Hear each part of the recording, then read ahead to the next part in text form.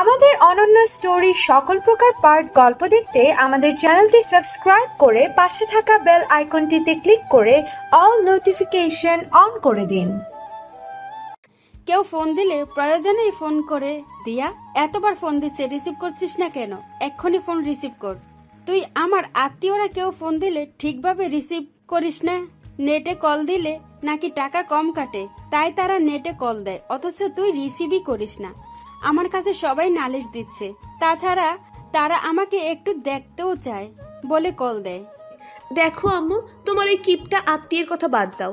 ওসব দেখা ফেকা সব মিথ্যা, সবই টাকা বাঁচানোর ধান্দা। তাদের তোমার জন্য পরাণ পড়লে তোমার নাম্বারেই ফোন দিবে। মানুষ যে এত ছ্যাঁচড়া কেন বুঝছি না। আমার মা জননী ছেড়ে দেওয়া পাত্রী না, তার জাতপাত তুলে কিছু বললে তার আস্ত রাখে না। মানে মামা, খালা বা মায়ের সাথে জড়িত কোনো আত্মীয়ের নাম, কোনো বদনাম সে সহ্য করতে পারে না। মা জননী খেপিদের মতো বলে উঠল, তোর মতো নবাব তো আর সবাই না, মানুষ হিসেব করে তোর মতো দাতাগার না কেউ। এইদিকে আমার ফোন অতিরিক্ত কল মেসেজে হ্যাং হয়ে আছে। কতক্ষণ বা বসে থাকবো? সারা রাত ওয়াশরুম চাইনি, পানি কম খাই ওয়াশরুম যাওয়ার ভয়ে। ফোনটা রেখে ওয়াশরুম গিয়ে ট্যাবের পানি ছাড়লাম। ফ্রেশ হয়ে বাইরে এসে দেখি রিয়া হেসে গড়াগড়ি দিচ্ছে। রিয়ার আম্মু হেসে গড়াগড়ি দিচ্ছে, আর আম্মুর হাতে খুন্তি হাতে দাঁড়িয়ে আছে আমাকে পিটানির জন্য। আম্মুর রণচণ্ডী মুড দেখে অবাক হয়ে গেলাম। মারবে মারবে ভাব, কিন্তু মারল না, বিশ্রীভাবে বলল, তোকে ফোন কিনে দিয়েছি কি এসব অসভ্য লোকের সাথে কথা বলতে? এরা কারা বল আগে? এরা কি তোর ক্লাস ফ্রেন্ড? আজ থেকে ফোনে চালানো বন্ধ তোর। রিয়ার আম্মু নাকি ফোন রিসিভ করেছিল, কোনো এক ভদ্রলোক নাকি তার জামা কাপড় খুলে দেখিয়ে দিয়েছে। রিয়ার আম্মু নাকি ভয় পেয়েছে, আর সেটা আম্মুকেও দেখিয়েছে। কাকিমণি নাকি বারবার বলছিল, আপা এটা আমি কি দেখলাম? আসলেই দেখলো কি সেটাই ভাবছি। বাবা, আমার আম্মু যে আম্মু। হাজারবার বোঝালাম আম্মু এটা ফেসবুকের পাবলিক, আমি চিনি না। আম্মু কি আর তা মানে? তার ধারণা ফোন নাম্বার না পেলে কিভাবে ফোন দিবে? ঠাস শব্দে কেঁপে উঠল রুম। আম্মুর হাতের 5 আঙ্গুল আমার গালে লেগে গেল। আম্মুর যথেষ্ট বকবকানিতেও মন ভরেনি। তার ধারণা তার মেয়ে অন্য জগতে প্রবেশ করেছে। তার মেয়ে এমন মানুষদের সাথে ফোনে কথা বলে, তারা ভিডিও কলে অশালীন জিনিস দেখায়। আম্মুর ধারণা তার মেয়ে শুধু অসভ্য হয়েছে সেটা নয়, কয়েক হাজার মানুষকে ফোন নাম্বার দিয়েছে, আর ভিডিও কলের নিম্ন জগতে প্রবেশ করেছে। লজ্জা আর অপমানে মরে যাচ্ছি আমি। চরের থেকে বেশি লজ্জা পাচ্ছি আম্মু আর কাকি আমাকে নিয়ে কি ভাবছেন। ছোটখাটো একটা ভূমিকম্পন বয়ে গেল আমার জীবনে। আম্মুর মন থেকে এই ধারণা বের করাও সম্ভব নয়। টেনশনে আম্মুর প্রেশার বেড়ে গিয়েছে। বাবা আর ভাইয়া এসে বাড়ির গম্ভীর ভাব থেকে প্রশ্ন করলো কি হয়েছে। আম্মু বলল আমি নাকি সবাইকে ফোন নাম্বার দিয়ে বেড়াচ্ছি। ভাইয়া জিজ্ঞেস করলে বললাম ফেসবুকের কথা। ভাইয়া আম্মুকে হাজারবার বোঝালেও কোনো কাজ হলো না।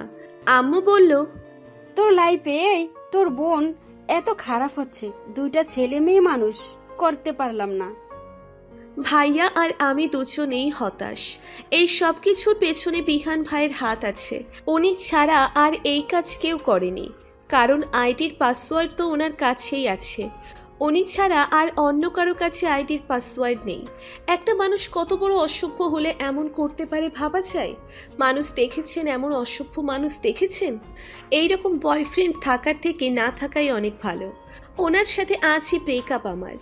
আম্মু তো ফোন নিয়েই নিয়েছে ওনার জন্য, শুধুমাত্র ওনার জন্য। আমার কাছে গোপন একটা সিম আছে।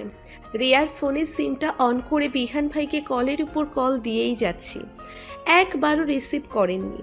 সকাল থেকে বিকাল গড়ালো, সে ফোনই রিসিভ করে না। কত বড় অসভ্য হলে এইভাবে ফোন রিসিভ না করে থাকতে পারে? রাতে রিয়ার ফোনে আমার আইডি লগ ইন দিয়ে আইডির পাসওয়ার্ড চেঞ্জ করে দিলাম।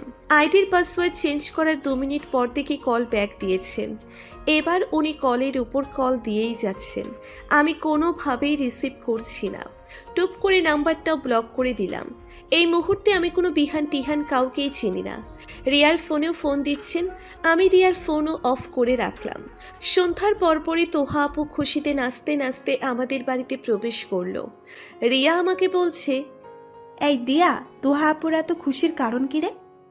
রিয়াকে বললাম, সেটাই তো ভাবাচ্ছি আমাকে। তোহা আপু রুমের ভেতরে এসেই বিশাল ডান্স শুরু করেছেন। কিন্তু কেন প্রশ্ন করলে 15টা মিসড কল দেখালো। নাম্বার সেভ মাই ক্রাশ নাম্বারটা বিহান ভাইয়ের। বিহান ভাইয়ের কল পেয়ে এসে এতটাই খুশিতে আত্মহারা হয়ে তোহা আপু কলই রিসিভ করেনি। নিভৃত নয়নে তাকিয়েছিল ফোনে ভেসে আসা নাম্বারের দিকে। আদিক্ষেতা দেখে যা রাগ হচ্ছিল, ঢং করে নাম্বারে রিসিভ করা হয়নি। আবার ক্রাশ দিয়ে সেভ। দুনিয়াতে আর মানুষ পেল না ক্রাশের জন্য। তোহা আপু ভেবেছে বিহান ভাই নিশ্চিত কোনো রোম্যান্টিক কথা বলতেই এতবার ফোন দিয়েছেন। বিহান ভাইয়ের রোম্যান্টিক কথাগুলো আমাকে আর রিয়া শোনাবে বলেই ছুটে এসেছে। তোহা আপু বিহান ভাইকে কল ব্যাক করতেই বিহান ভাই কলটা কেটে নিজে ব্যাক করলেন। বিস্মিত হয়ে গেলাম দেখে, অথচ আমি কল দিলেই রিসিভ করেন। এইদিকে তোহা আপুর কল কেটে দিয়ে ব্যাক দেওয়া হচ্ছে। তোহা আপু উত্তেজিত মনে খুশি হয়ে হ্যালো বলতেই ওপাশের মানুষটা বলে উঠলেন, তোহা, ইমার্জেন্সি একটু দিয়াদের বাসায় যাও তো। দিয়ার কাছে গিয়ে ফোনটা দাও, বলবা ওর এক্সামের বিষয়ে ইমার্জেন্সি কথা আছে। তোহা আপুর মুখটা চুপসে গেল তার ক্রাশ এটা বলার জন্য। এমার্জেন্সি কল দিয়েছিল। তোহা আপু বলল, বিহান ভাই, দিয়া আমার সামনে আছে, নিন না, কথা বলুন। আমি জোরে বললাম, তোহা আপু, আমি কোনো বিহান ভাই টিহান ভাইকে চিনি না, বলে দাও। আর আমি কথাও বলবো না। বলেই তোহা আপুর হাত থেকে ফোনটা নিয়ে কেটে দিলাম। তোহা আপু, রিয়া আর আমি 3 জনে শুয়ে আছি বিছানায়। সকালের ঘটনা রিপিট করে তোহা আপু আর রিয়া হেসে যাচ্ছে। ওদের হাসি দেখে আমার আরও রাগ হচ্ছে। আমি তো আর বলতে পারছি না আমার আইডির পাসওয়ার্ড বিহান ভাইয়ের কাছে আছে। তোহা আপু মহা চিন্তায় আছে। বিহান ভাই আসলে কার সাথে রিলেশন করবেন? মেয়েটা কি তার থেকেও সুন্দর হবে? বিহান ভাইয়ের বিয়ের দিন সে কিভাবে সহ্য করবে? ব্যাপারটা খুবই ভাবাচ্ছে তাকে। তোহা আপুর চিন্তা দেখে ডিপ্রেশনে চলে গেলাম আমি। লাল স্কার্ট আর লাল টি শার্ট পরে, ঠোঁটে খানিকটা লাল লিপস্টিক পরে রওনা হলাম মামাদের বাসায়। বিহান ভাই নেই, নিশ্চিন্তে যেতেই পারি, কারণ মামির শরীর খুব খারাপ, রান্না করে দেওয়ার মানুষ নেই। বিভোর ভাইয়ের আম্মু মাঝে মধ্যে রান্না করে খাবার দিয়ে আসছেন। বাসার ভেতরের সব কাজে তো আর একজনকে ডেকে ডেকে আনা যায় না। এই জন্য মামি অনেক রিকোয়েস্ট করেছে আমি যেন চাই। ব্যাগে কয়েক সেট জামা কাপড় নিয়ে রওনা হলাম। 15 মিনিট পরে মামাদের বাসায় পৌঁছলাম। মামা আজ বাড়িতেই আছেন। মামাকে দেখেই বললাম, মামা কেমন আছেন? মামা স্বভাব সুলভ হাসি দিয়ে বললেন, তুই এসছিস মা, তুই থাকলে আমি একটু নিশ্চিন্ত হই। তোর মামের পায়ের ব্যথা বেড়েছে, আমি কি আর সবসময় বাসা থাকতে পারি? মামাকে বললাম, একদম চিন্তা করবেন না মামা, আমি এসে গেছি। মামির কাছে গেলাম, গিয়ে দেখি শুয়েই আছে। মামিকে বললাম, তোমার ছেলে নেই তাই এসছি, থাকলে আর আসতাম না, বুঝলে? মামি বলল, আমার ছেলে কিন্তু তোর জন্যই বাড়িতে আসে। তোমার ছেলের নামও শুনতে চাই না। এখন কি কাজ করতে হবে সেটা বলো তো। ঘর ঝাড়ু দেওয়া হয়নি ঠিকভাবে, পারলে কর, না পারলে থাক মা। সবগুলা রুম ছাড়ি দিয়ে বিহান ভাইয়ের রুমে প্রবেশ করলাম।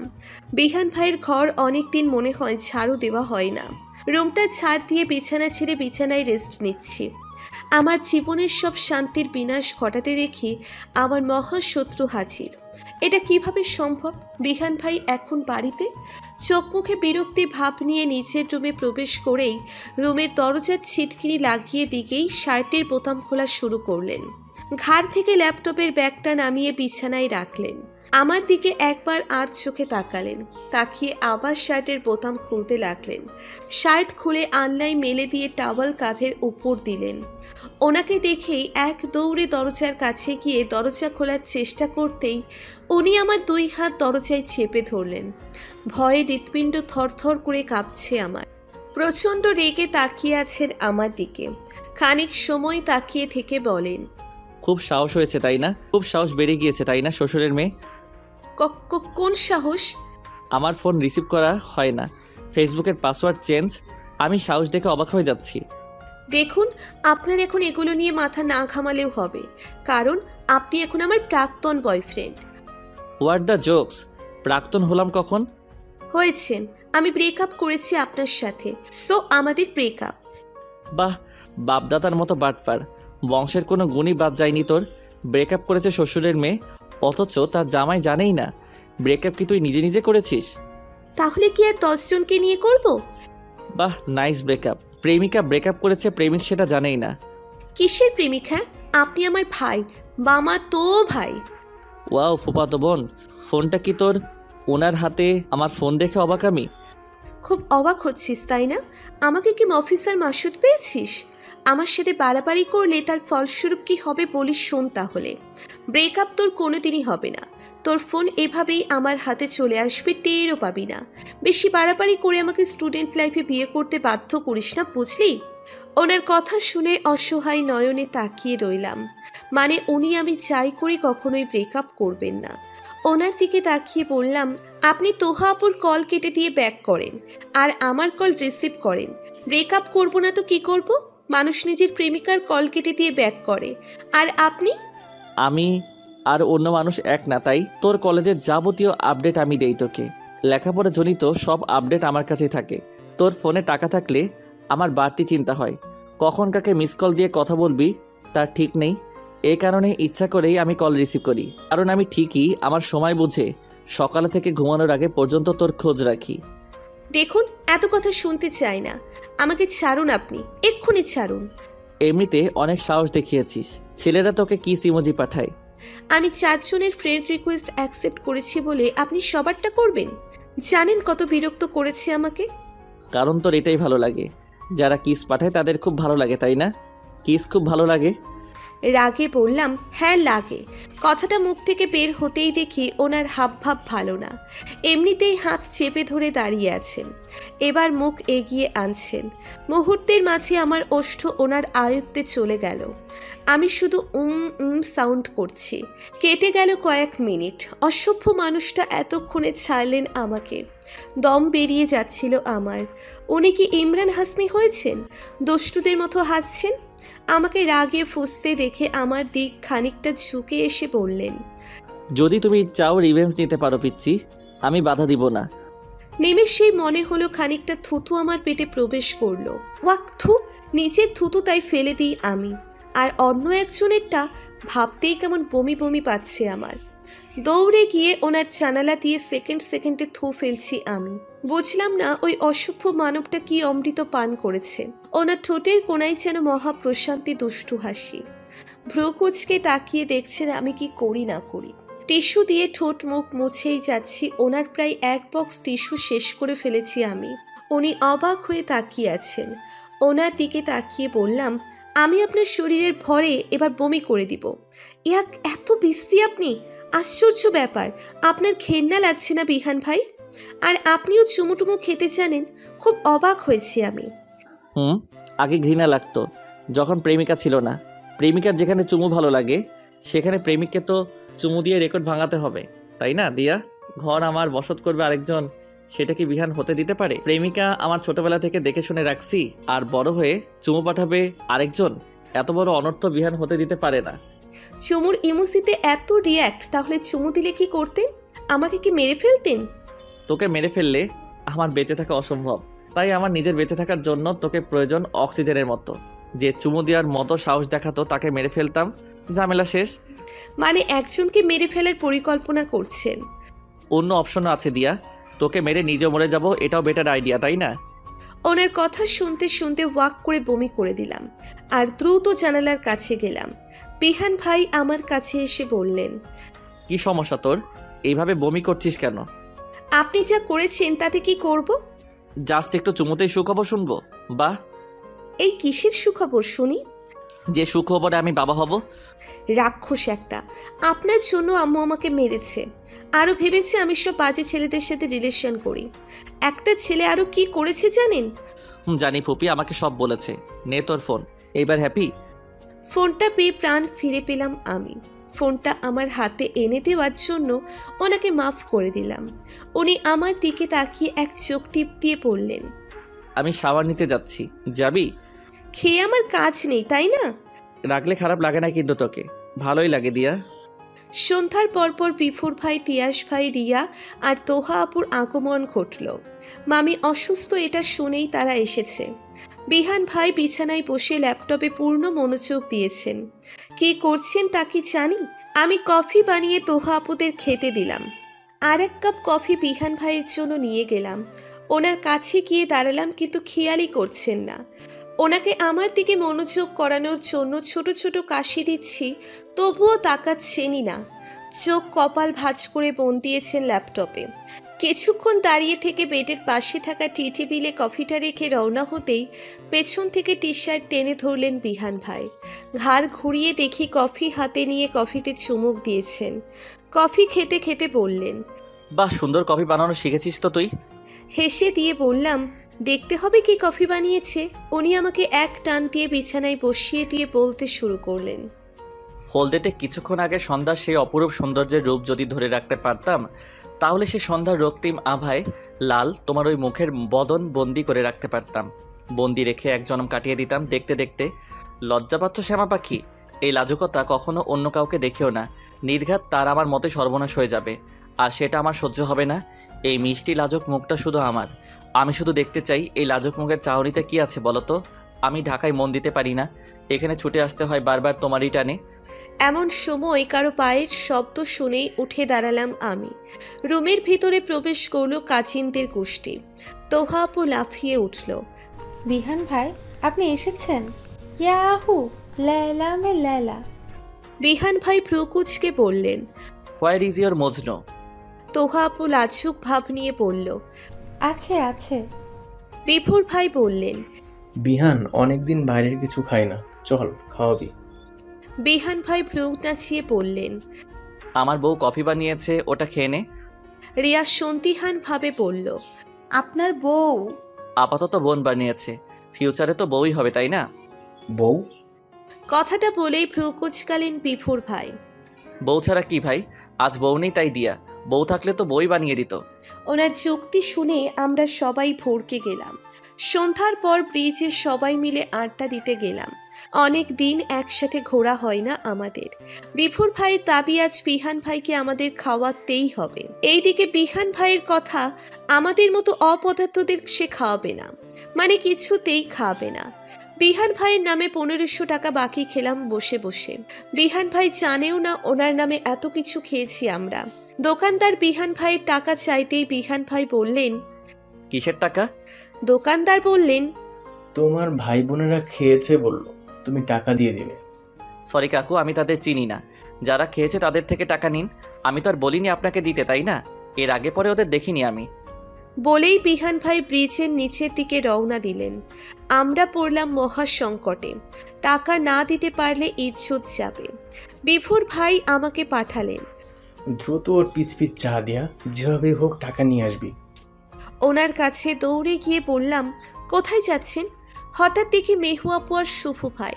ওরা তো এত সময় আমাদের কাছেই ছিল, এখানে এলো কিভাবে? বিহান ভাই আমাকে বললেন, চুপ, দেখতে দে ব্যাপারটা। শুভ ভাইয়া মেহু আপুকে কিস করার ট্রাই করছে, কিন্তু পারছে না। এই নিয়ে কয়েকবার ট্রাই করেও ফেইল হলেন। বিহান ভাই বলে উঠলেন, শুভ, মেহুকে যদি এইভাবে কিস করতে যাস 2050 সাল কেটে যাবে, তাও কিস হবে না। ওনার কথা শুনে ভাইয়া আর মেহু আপু চমকে গেলেন, আর দুজনেই মারাত্মক লজ্জা পেয়ে গেল। মারাত্মক লজ্জা পেয়ে শুভ ভাইয়া অন্যদিকে ঘুরে দাঁড়ালো। আমি বিহান ভাইয়ের পিছনে দাঁড়িয়ে আছি। আমাকে অন্ধকারে দেখা যাচ্ছে না। লজ্জা আমারও লাগছে, কারণ নিজের আপন ভাইয়ের প্রেম কাহিনী এভাবে সামনে আসলে ভাইয়া আর আমি দুজনেরই লজ্জা। বিহান ভাই বললেন, কিস করার কথা ভাবতে ভাবতে এক যুগ কাটিয়ে দিলে কিসের ইন্টারেস্ট থাকে শুভ। আর হ্যাঁ, প্রেমিকাকে কিস করতে মোটেও লেট করিস না, তাহলে দেখবি অন্য কেউ দিয়ে চলে যাবে, বুঝতেও পারবি না। আমি এর ভুক্তভোগী। শুভ ভাইয়া মাথায় হাত চালাতে চালাতে বললেন, আসলে ও আমাকে ধন্যবাদ দিচ্ছিল, সেটাই শুনছিলাম। আচ্ছা, এই যুগে বুঝি মানুষ মুখ দিয়ে শোনে? শোনার জন্য কান্না এগিয়ে মুখ এগিয়ে আনছিলি? বা ডিজিটাল যুগে আর কি দেখতে হবে তার ঠিক নেই। আমি আগে থেকে জানি ইয়াং ম্যান। মেহু আপু লজ্জায় লাল হয়ে আছে। আমি বিহান ভাইয়ের পকেট থেকে মানি ব্যাগটা টুপ করে এনে দোকানের টাকাগুলো দিয়ে গেলাম। যাক, শান্তি এখন। উনি আমাকে যা ইচ্ছে বলুক, টাকা তো দিয়েছি। তাছাড়া ভাইয়ার ওখানে থাকা টাকাটাও আমার ঠিক বলে মনে হচ্ছিল না। বিহান ভাইয়ের মনোযোগ ওদের দিকে ছিল। এক ঢিলে দুই পাখি ব্যাপারটা মারাত্মক না? কিছুক্ষণের মাঝে শুভ ভাইয়া, মেহু আপু আর বিহান ভাইয়ের আগমন হলো।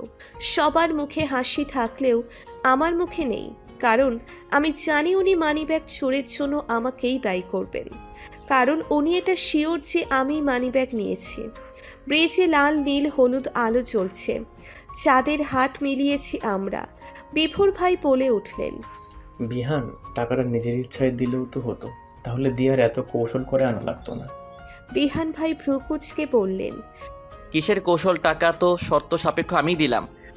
আমি ভ্রুকুচকে তাকিয়ে বললাম, শর্ত? আমি টাকা এনেছি আপনি জানেন?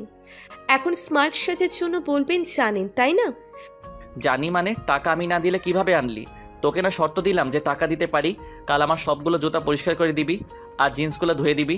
তুই তো শর্তে রাজি হয়ে টাকাটা হাতে নিয়ে নিলি দিয়া, এখন অস্বীকার করছিস? মেহু তার সাক্ষী। কি হলো মেহু, বলো সবাইকে, দিয়া এই শর্তে রাজি হয়ে না টাকাটা আনলো?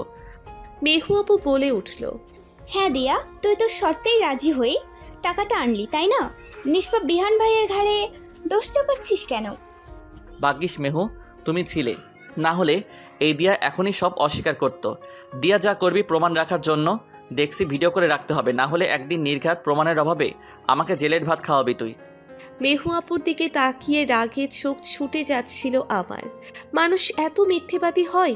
রেগে রেগে বললাম, মেহু আপু, আমার নামে মিথ্যে সাক্ষী দিলে আমি কিন্তু সবাইকে বলে দিব শুভ ভাইয়া আর তোমার লাভ স্টোরি। প্রমাণ করো আমি কি কাউকে বলেছি? পেরিপেরি করলে বলে দিব কিন্তু। বিহান ভাই, শুভ ভাইয়া আর মেহু আপু আমার দিকে হা করে তাকিয়ে রইল। ওদের গালে মাছি যাওয়া আসার মতো একটা ব্যাপার। ওদের এই তাকানোর মানে হলো বলেই তো দিলি বোন, বাতার ডাকলি কোথায়? বিভোর ভাই লাফিয়ে উঠে বলেন, আচ্ছা, এই জন্য তাহলে প্রায় টাইমে একই জায়গায় দেখি দুজনকে। আমাদের দিয়া হলো সময় চ্যানেল, সব নিউজই রাখে। আরে মেহু ভাবি, আসসালামু আলাইকুম। মেহু আপু যেন স্ট্যাচু হয়ে গিয়েছে, আমার দিকে একভাবে তাকিয়ে আছে। মনে হয় আমাকে এই ব্রিজ থেকে নদীতে ফেলে দিবে। বিহান ভাই বললেন, সময় টিভি না, ওর মতো কুটনিবড়ি থাকলে শহরে আর টিভি থেকে নিউজ দেখা লাগবে না, মোড়ে মোড়ে গিয়ে সব নিউজ প্রচার করতে পারবে। তিয়াস ভাইয়া, তোহা আপু আর রিয়া একটা শক খেলো। এতদিন তাহলে এই ছিল তাদের মনে? তারা কেউ বুঝতেও পারেনি। শুভ ভাইয়াকে সবাই প্রশ্ন করলে বলে, প্রেম করছিস, বেশ করেছে, আর কিছু করতে তো পারিনি। বিয়ে যখন করতেই হবে, ফুফাতো বোনটাকেই বেটার। সুন্দর ফুফাতো বোনের প্রতি মামাতো ভাইয়ের হক আগে থাকে। এত সুন্দর ফুফাতো বোন বিয়ে করবে অন্য কেউ, এটা হতে দেওয়া যায় না। তিয়াস ভাইয়া বলল, শুভ ভাইয়া, ফুপিকে আবার বেবি নিতে বলো, ফুপিকে আবার বেবি নিতে বলো। এইবার মেয়ে হলে আমিই বিয়ে করব। আমার শালি তোর জন্য বরাদ্দ নয়, বুঝলি? বিহান ভাই বললেন, ফুপাতো বোনটা কি আসলে সুন্দরী হয়? তাহলে দিয়া এত পেতনি কেন? তাও মাখে নাইট ক্রিম। আজও তেমন একটা উন্নতি হলো না চেহারার। এখন এই নদী থেকে যদি ধুয়ে নিয়ে আসি তাহলে মোটেও চেনা যাবে না। পেতনি, তাই তো? এটুকু বলতেই আমার মুখ চেপে ধরে খানিকটা দূরে নিয়ে এলেন। হাত চেপে ধরে আছে, আর এক হাতে মুখ চেপে ধরে বললেন, একদম কথা বললে এখান থেকে ফেলে দিব, ফাজিল মেয়ে কথাকার। তুই কি বড় হবি না? মেহু আর শুভর প্রেম কাহিনী ফাঁস করে বলছিস বলে দিব? তাহলে বলার আর বাকি থাকলো কি শুনি? তোর যে মেজো কাকার মেয়ে তোহা, ওইটা কি ভালো? গিয়েই ওর আম্মুর কাছে গিয়ে বলে প্যাচ লাগাবে, এটা নিয়ে আমার ফুপিকে কথা শোনাবে। এটা বুঝিস না তুই? আর আমাদের কথা কি বলতে যাচ্ছিলি? সবাইকে বলবি, বাট ভুলেও তোহার সামনে নয়। মেয়ে সুবিধার না, আমার আগেই বোঝা হয়ে গিয়েছে, বুঝলি? তুই না পিচি থেকে গেলি। বলে দিয়েছি, বেশ করেছি। আমার নামে মিথ্যা সাক্ষী? ওইটা তো মেহু ভয় বলেছে, ও ভাবছে নইলে ওর আর শুভর ব্যাপারটা আমি বলে দিব। ও যে ভয় যা করলো, তুই তো সেই বোম ব্লাস্ট করে দিলি গাধি। আমার এইচএসসি পরীক্ষার সামনে, লেখাপড়ায় পূর্ণ মনোযোগ দিলাম। মিস্টার বিহান, উনি আমার টিচার। প্রেমিক না টিচার আল্লাহ ভালো জানেন। আমাদের যে প্রেম ভালোবাসা হয়েছিল উনি মেবি ভুলে গিয়েছেন। যে মুডে থাকেন আমি যে ওনার প্রেমিকা তেমন কোনো ভাবই নেই। অনেক দিন ঘোরাঘুরি হয় না কোথাও, অনেকগুলো দিন কেটে গিয়েছে মাঝে। বিহান ভাইয়ের প্রথম ইয়ার শেষ প্রায় যখন, তখন আমি ইন্টার প্রথম বর্ষে ছিলাম। এখন উনি ফাইনাল ইয়ারের এক্সাম দিবেন, অথচ আমাদের ইন্টার পরীক্ষাই এখনও হলো না। আমি ইংলিশে বেশ খানিক দুর্বল থাকার জন্য বিহান ভাই আমাকে এইচএসএসসিতে 1 ইয়ার গ্যাপ দেওয়ালেন। আমার সাথে সাথে রিয়ারও গ্যাপ থেকে গেল। অতপর পরীক্ষার সময় এসেছে। শহর থেকে খানিক দূরে নির্জন এক দ্বীপে আমরা পিকনিকে যাওয়ার প্ল্যান করলাম। প্রায় মানুষই ওখানে পিকনিকে যায়। সারা রাত প্ল্যান করে পরের দিন আমরা সবাই রওনা হলাম। বিহান ভাই একটু লেট করেই আসছেন ওনার বাইকে। ওনার ব্যাংকে কিছু কাজ পড়েছে হঠাৎ করেই। বাইক নিয়ে সবাই ছুটেছে, ছেলেরা, তাদের পিছনে আমরা। বিভোর ভাইয়ের বাইকের পিছনে আমি, তিয়াস ভাইয়ের বাইকের পিছনে রিয়া, আলিফ ভাইয়ের বাইকের পিছনে তোহা আপু, শুভ ভাইয়ার বাইকের পিছনে মেহু আপু। বিকালের দিকে রওনা হলাম, কারণ রাতে ওখানে আজকে সাংস্কৃতিক অনুষ্ঠান আছে, সেটা দেখার জন্যই যাওয়া। হঠাৎ বিভোর ভাইয়ের বাইকের তেল ফুরিয়ে গেল। বিভোর ওদের বললেন, তোরা এগিয়ে যা বিহান, তেল নিয়ে আসলে আমরা আসছি। বিহান ভাইকে ফোন দেওয়া হয়েছে, উনি তেল নিয়ে আসছেন। কিভাবে টাইম পাস করব, অনেক টাইম হয়ে গিয়েছে। সন্ধ্যার ললাট রূপও ধারণ করে ফেলেছে প্রায়। ফোন আর কতক্ষণ চালাবো, বিরক্ত লাগছে খুব।